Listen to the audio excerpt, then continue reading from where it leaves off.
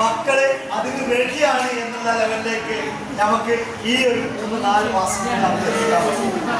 കുറഞ്ഞ സമയം ചെറിയ പരിമിതികളൊക്കെ നമുക്ക് ഈ ക്ലാസ് നടത്തുമ്പോൾ നമുക്കുണ്ട്. കുറഞ്ഞ സമയം കൊണ്ട് നമ്മൾ ഇത്രയും കാര്യങ്ങൾ ഇത്രയും കുട്ടികൾക്ക്, അത് കുഞ്ഞു കുട്ടികൾ അല്ലേ, 1ാം ക്ലാസ് മുതലുള്ള കുട്ടികളാണ്. നിങ്ങളിൽ ഞാൻ ഈ ചോദ്യം ചോദിച്ചപ്പോ ആൻസർ കണ്ടെത്താൻ പറ്റിയ ആൾക്കാരുണ്ടായിരുന്നു. ചിലതൊക്കെ കിട്ടി അല്ലേ. എന്നാല് നമ്മളിങ്ങനെ ആലോചിച്ചാൽ നമ്മൾ ഈ കണക്കൊക്കെ അറിയുന്ന ആളുകളാണ് അല്ലേ.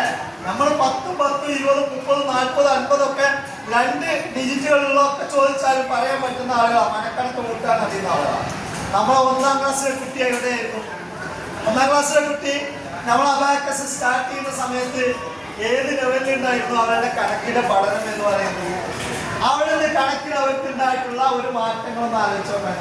കണക്കിൽ മാത്രമല്ല, ഞാൻ എൻ്റെ മാക്സിമം വേഗതയിലും അവരെ മാക്സിമം പേടിപ്പെടുത്തുന്ന രൂപത്തിലാണ് ഞാൻ എന്ത് ചെയ്തിട്ടുള്ളത് അവരോട് ചോദിച്ചത്. എന്തിനാണ്?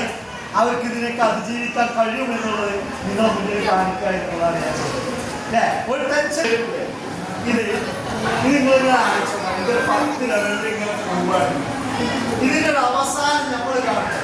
ഇപ്പൊ ഞാൻ അന്ന് നിങ്ങളോട് കുറേ സംസാരിച്ചിട്ടുണ്ട് തുടങ്ങുന്ന സമയത്ത്.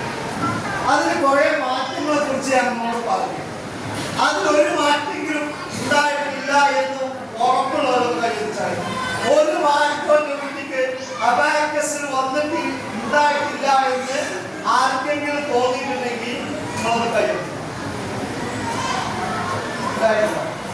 എല്ലാവരും ഞങ്ങള് ഇവിടെ അടുത്ത് നല്ല ഞാനിന്ന് ഇവിടെ എവിടെയും ഞാൻ കേട്ടിട്ടില്ല അത്രയും കുറഞ്ഞ ഫീസിന് അബാക്കസ് പഠിപ്പിക്കും.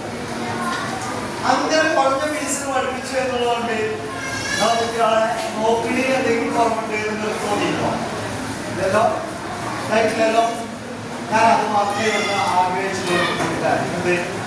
നമ്മള് ഈ ടീച്ചേഴ്സ് ഉണ്ടല്ലോ, മറ്റുള്ളവരൊക്കെ കിട്ടുന്ന പകുതി സാലറിക്കാണ് ഇവിടെ വർക്ക് ചെയ്യുന്നത്. ബാക്കിയുള്ളവരൊക്കെ കിട്ടുന്ന പകുതി സാലറിക്കാണ് ഇവിടെ വർക്ക് ചെയ്യുന്നത്.